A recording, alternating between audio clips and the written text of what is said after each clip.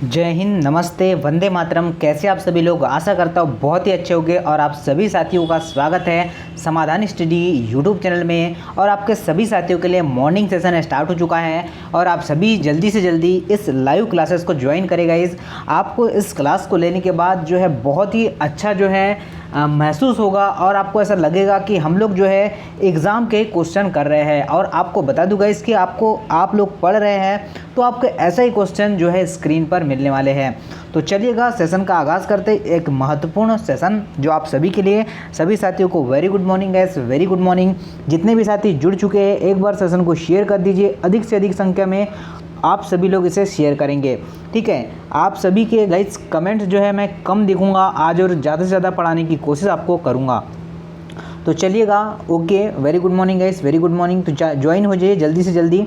देखिएगा आज का पहला क्वेश्चन आपके स्क्रीन पर आ रहा है और काफ़ी आपको ऐसा लगेगा कि आप काफ़ी ज़्यादा संख्या में क्वेश्चन बना पाएंगे। देखिएगा क्वेश्चन क्या बोला गया है कि निम्नलिखित जंतुओं में से किस एक में दो अलग परिसंचारी पथ होते हैं। क्या बोला है? निम्नलिखित जंतुओं में से किस एक में दो अलग परिसंचारी पथ होते हैं। छिपकली, व्हेल, शार्क या मेंढक।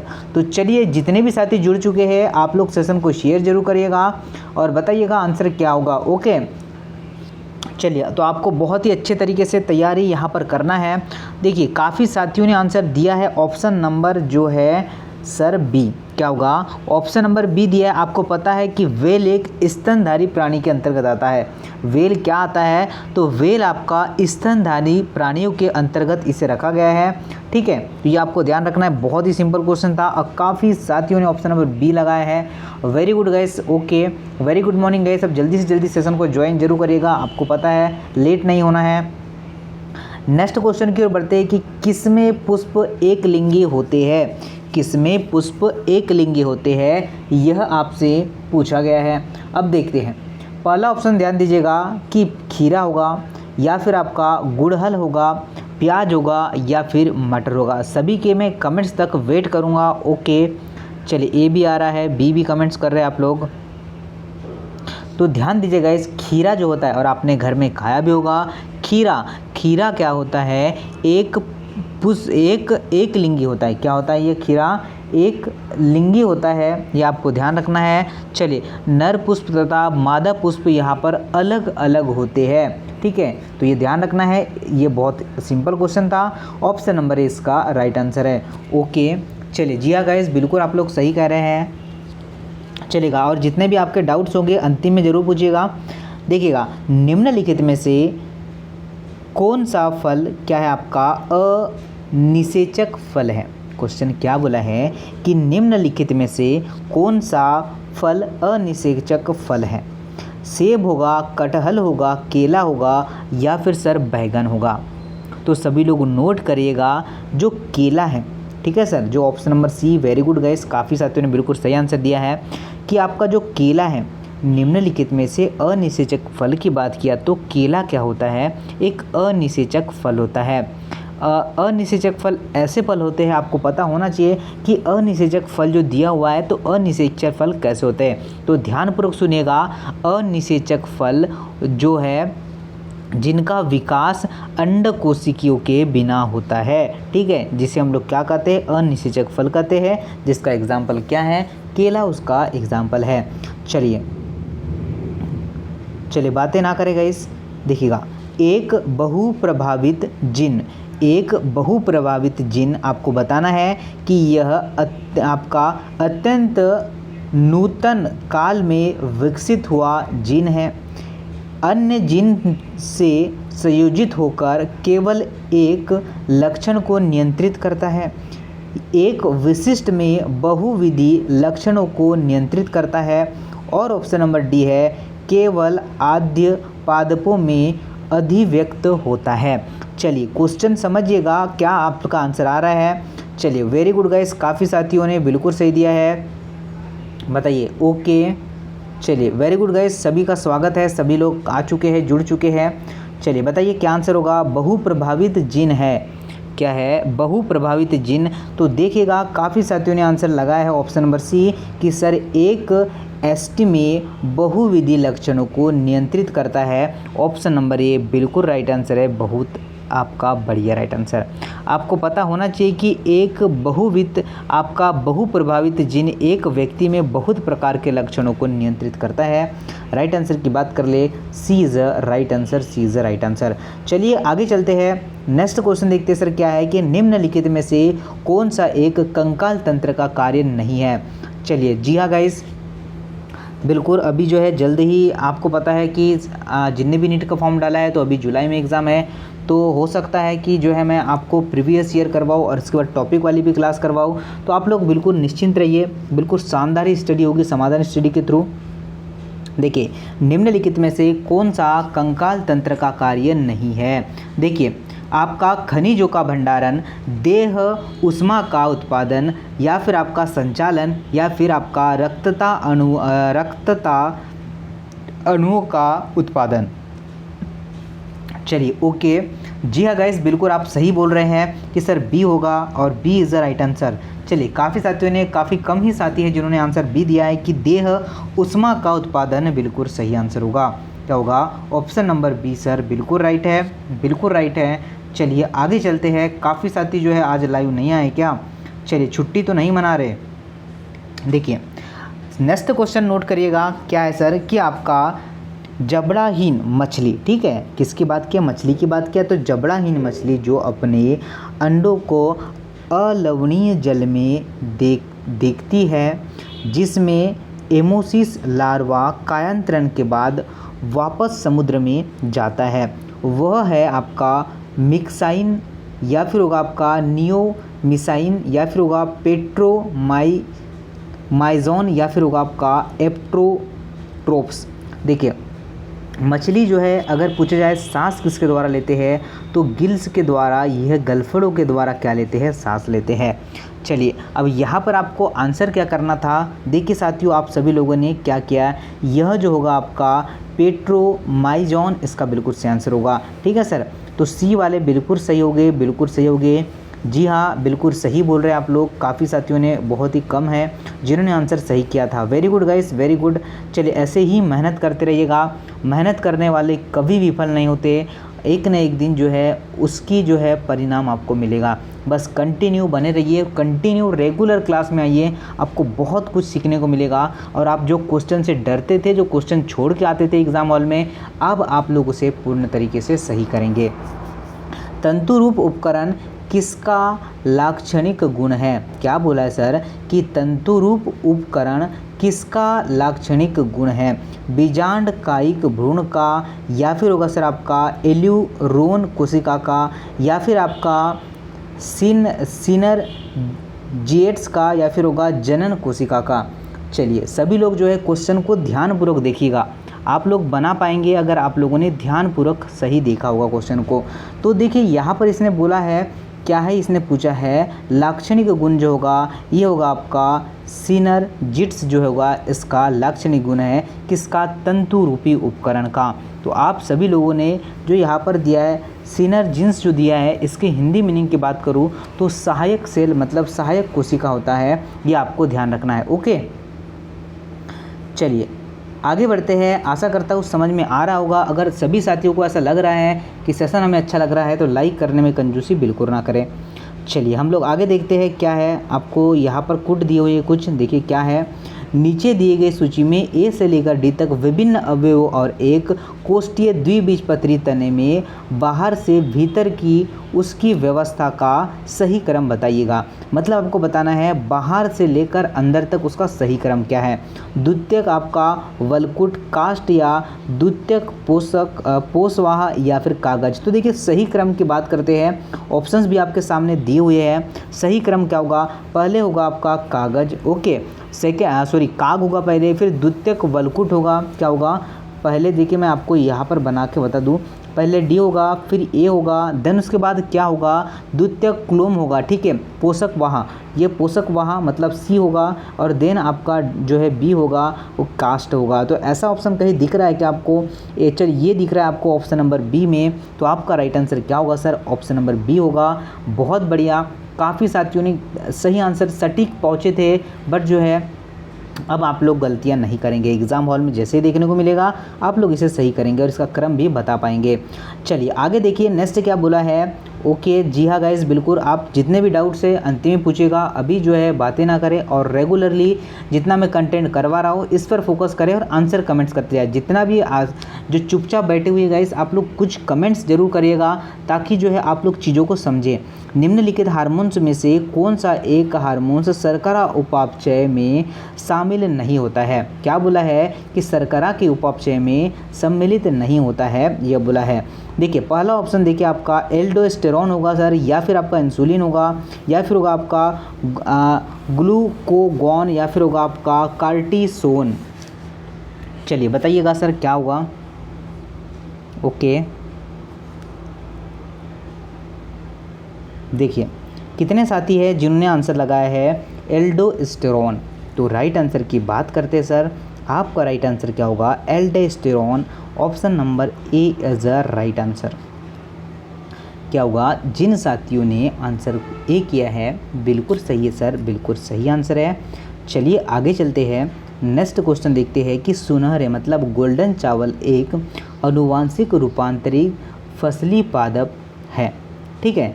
और इसमें निवेशित जीन किसके जैविक संश्लेषण के लिए है? Vitamin C, omega 3, vitamin A या फिर विटामिन बी। क्वेश्चन मैं आपके सामने एक बार रिपीट कर दूं, क्या है? सुनहरे मतलब गोल्डन चावल एक अनुवांशिक रूपांतरित आपका फसली पादप है।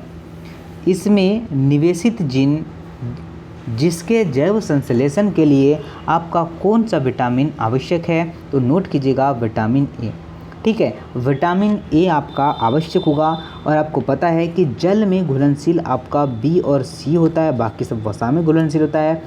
बात कर ले कि खोजा किसने था, तो इसकी खोज विटामिन की खोज फंक ने की थी और वह की थी 1912 में। ओके तो ये सारे क्वेश्चंस आपको ध्यान रखना है, एग्ज़ाम में आपको मिल सकते हैं देखने को।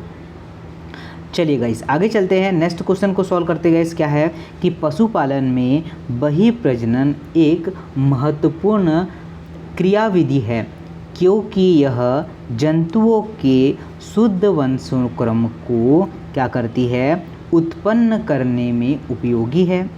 अंत प्रजनन के अवसाद को दूर रखने में उपयोगी है।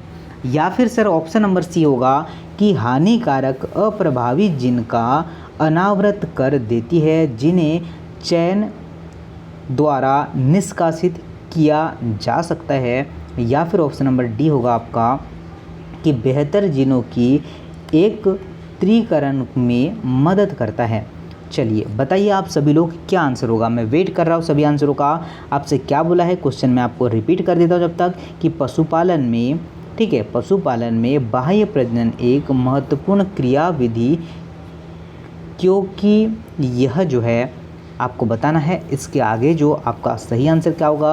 अंत प्रजनन के अवसाद को दूर करने में उपयोगी है। तो राइट आंसर क्या होगा? Option number B is right answer. Okay guys, बिल्कुल काफ़ी साथियों ने आंसर बिल्कुल सही दिया है, बिल्कुल सही दिया है। ऐसे ही क्वेश्चन आपको आप लोग समझिएगा, इस समाधान स्टडी आपको बेस्ट कंटेंट प्रोवाइड कर रहा है, ठीक है।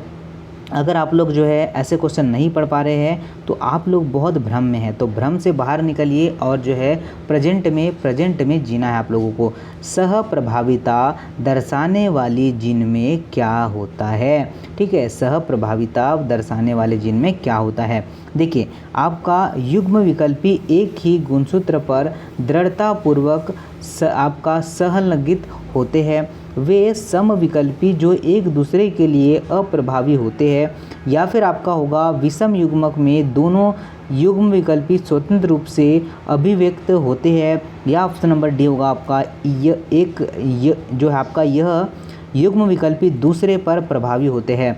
चलिए ए भी आ रहा है और बी भी आप लोगों के कमेंट्स आ रहे हैं जैसे कि मैं देख पा रहा हूँ स्क्रीन पर। वेरी गुड साथियों, ऐसे ही प्रयास करना है, ऐसे ही प्रयास करना है। और आपने बिल्कुल सही आंसर किया है सर, बिल्कुल सही आंसर किया है, सी वाले बिल्कुल सही है। सप्रभाविता दर्शाने वाले जीन में क्या होता है? तो इनमें क्या होता है? विषम युग्मजन में दोनों आपका युग्मक विकल्पी स्वतंत्र रूप से क्या होते हैं? अभिव्यक्त होते हैं। तो आपका आंसर होगा सी। सी बिल्कुल सही होगा सर, बिल्कुल सही होगा। चलिए आगे चलते हैं, नेक्स्ट क्वेश्चन देखते हैं सर क्या है।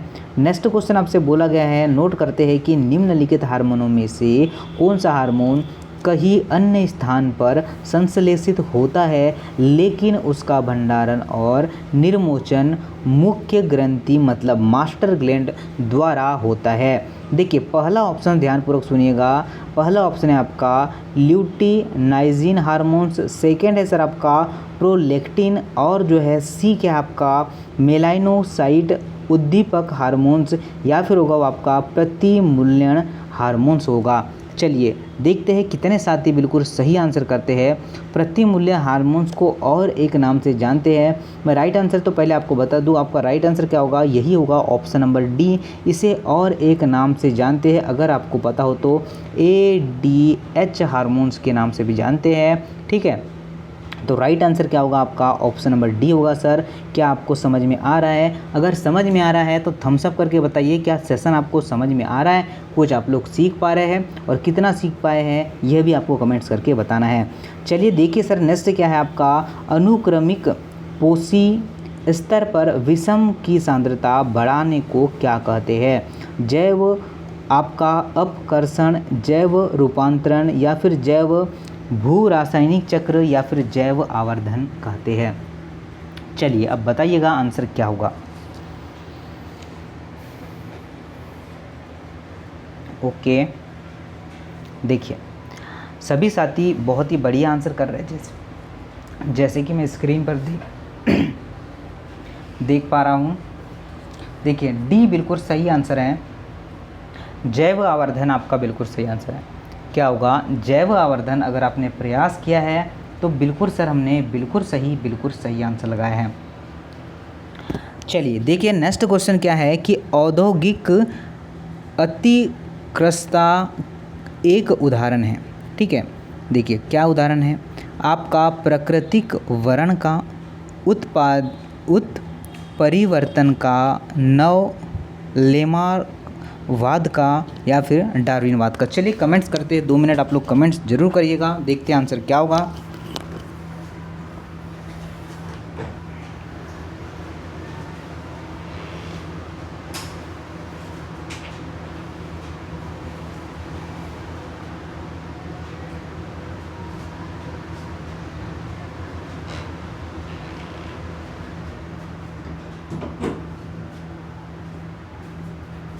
चलिए काफ़ी साथियों ने बिल्कुल सही आंसर दिया है, बहुत ही बढ़िया आंसर दिया है।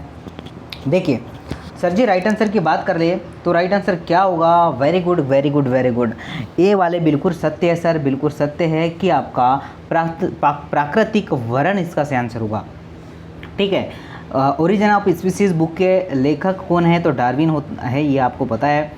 चलिए आगे देखते हैं नेक्स्ट क्या है आपका, और आपको ऐसा लग रहा होगा कि सर पहले की अपेक्षा अब थोड़े क्या है क्वेश्चन थोड़े ठीक या छोटे मिल रहे हैं, क्योंकि मैंने आपको स्टार्टिंग से करवाया, फर्स्ट क्लास से आप लोग देखेंगे तो दिन ब दिन आपका लेवल कम होते जा रहा है, बढ़ नहीं रहा है, क्योंकि मैं आपको जो है 21 से लेकर इधर कम होते हुए पेपर करवा रहा हूँ। 21 का करवाया, 22 का करवाया, फिर 21 का, फिर 20 का, 19 का, 15 का। चलिए ये सारे क्वेश्चन मैं आपको रेगुलरली करवा रहा हूँ, तो पैटर्न में कितना चेंज आ रहा है वो देख लेना है आप लोगों को। देखिए नेक्स्ट क्वेश्चन नोट करना है आप लोगों को कि मानव में प्राथमिक दंत विन्यास स्थायी दंत विन्यास में इस नाते भिन्न होता है कि प्राथमिक दंत विन्यास में निम्नलिखित में से किसमें प्रकार के दंत नहीं होते हैं।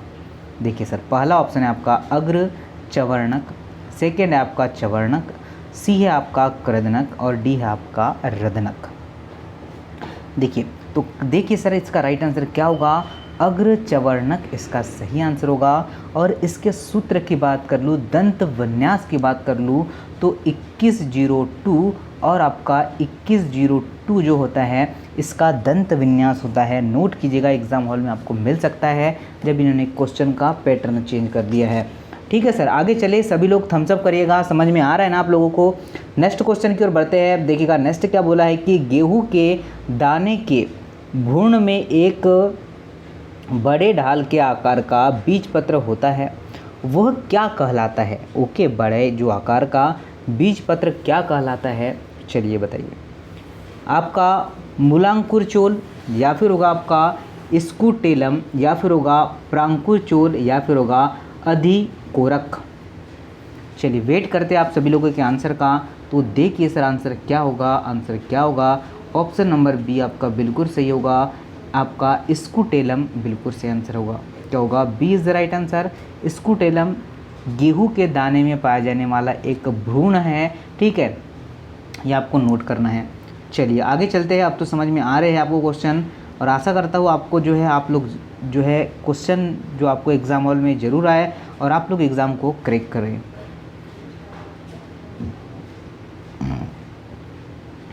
देखिए, तिलचट्टे के शरीर कोशिकाएं अपने नाइट्रोजनी अपशिष्ट को हीमोफिल में प्रधान रूप से इस रूप में ढाल देती है।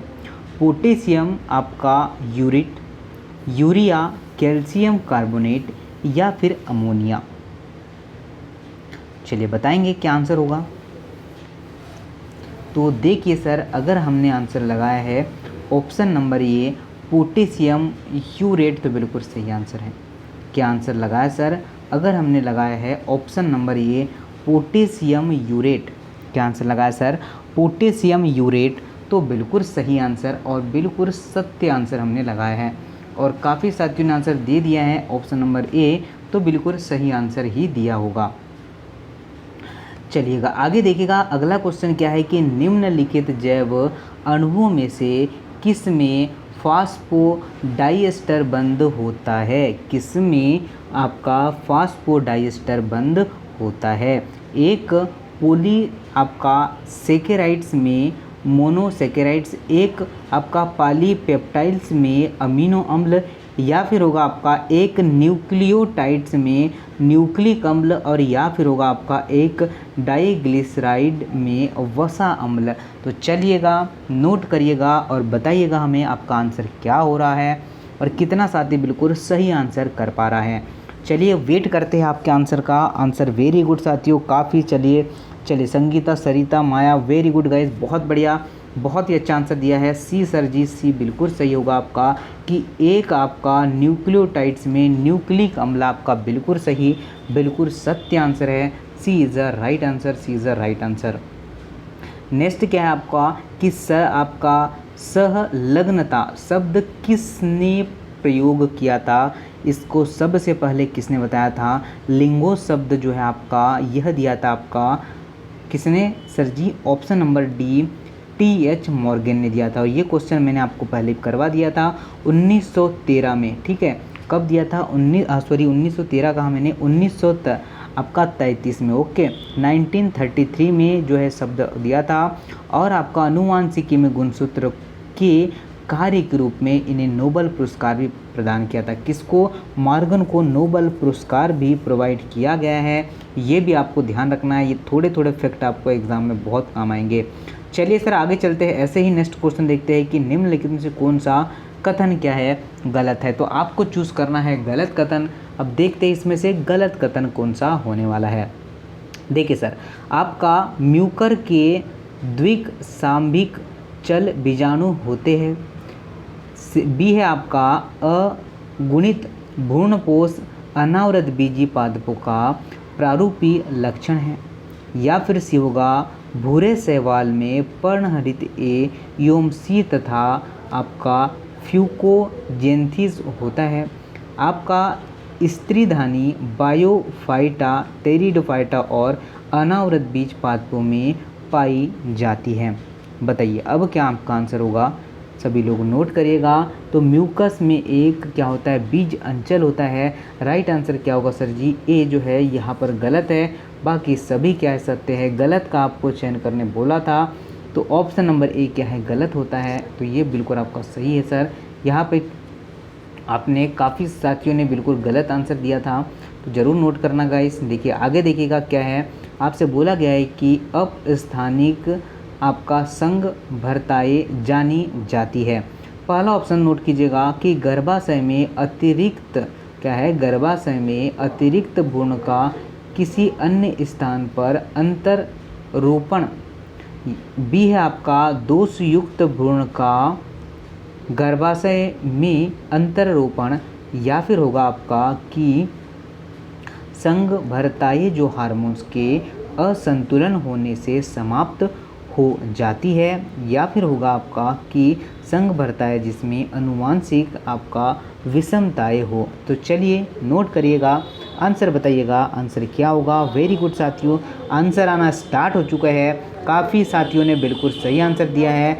जिन साथियों ने ऑप्शन नंबर ए दिया है बिल्कुल सही होगा, बिल्कुल सही होगा कि गर्भाशय के अतिरिक्त भ्रूण का किसी अन्य स्थान पर अंतरोपण, इसका बिल्कुल सही आंसर होगा। ठीक है, चलिए आज काफ़ी साथी कम आए क्या, ऐसा लग रहा है मुझे, तो सेशन को शेयर करिएगा। नेक्स्ट क्वेश्चन क्या है आपका, ज़्यादातर जंतु जो गहरे समुद्रीय पानी में रहते हैं वे क्या होते हैं। आपका माध्यमिक उपभोक्ता, द्वितीयक उपभोक्ता, या फिर आपका अपरदभोजी, या फिर होगा आपका प्राथमिक उपभोक्ता। चलिए 144 आपका जो है सॉरी, चलिए क्वेश्चन आ चुका है आपका, ये इस पे आप लोग बताइएगा क्या आंसर होगा। चलिए ओके, वेरी गुड, काफ़ी साथियों ने आंसर देना स्टार्ट कर दिया है। चलिए स्क्रीन पर देख रहा हूँ मैं, बहुत ही बढ़िया आंसर आ रहे हैं, काफ़ी साथियों ने दिया है।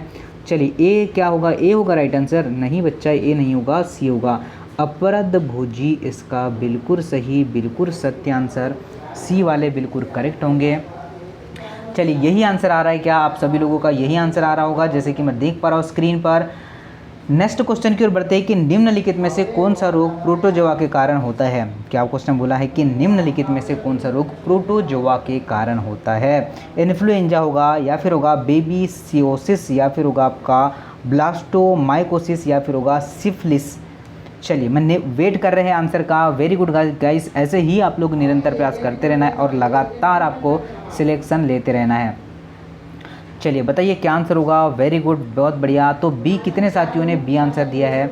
चलिए बी आंसर बिल्कुल करेक्ट होगा कि आपका बेबीसियोसिस बिल्कुल सही आंसर होगा। क्या होगा, ऑप्शन नंबर आपका बी करेक्ट है, बी करेक्ट है। Very good, very good, very good. देखिए आगे चलते हैं, नेक्स्ट देखिए कि निम्नलिखित में से किस आपका पारस्परिक क्रिया में दोनों संगी प्रतिकूल रूप से प्रभावी होते हैं। आपका पर भक्षण, या फिर परजीविता, सहोपकारिता, या फिर आपका स्पर्धा होगा। चलिए वेट करते हैं हम लोग आंसर क्या देते हैं, देखते हैं कितना साथी बिल्कुल सही आंसर कमेंट्स कर पाता है। लगातार आपके लिए मैं लाइव क्लासेस ला रहा हूँ गाइस। चलिए संडे मंडे आपको हर दिन क्लासेस मिलेगी, बस जो कुछ वर्ग में रहता है तो ही आपको छुट्टी कर दिया जाता है, अन्यथा आपको रेगुलरली सारी क्लासेस मिलती रहेगी। क्या आपका स्पर्धा आंसर आ रहा है क्या सर। अगर आप सभी लोगों ने स्पर्धा आंसर लगाया है बिल्कुल सही है सर, बिल्कुल सही आंसर लगाया है।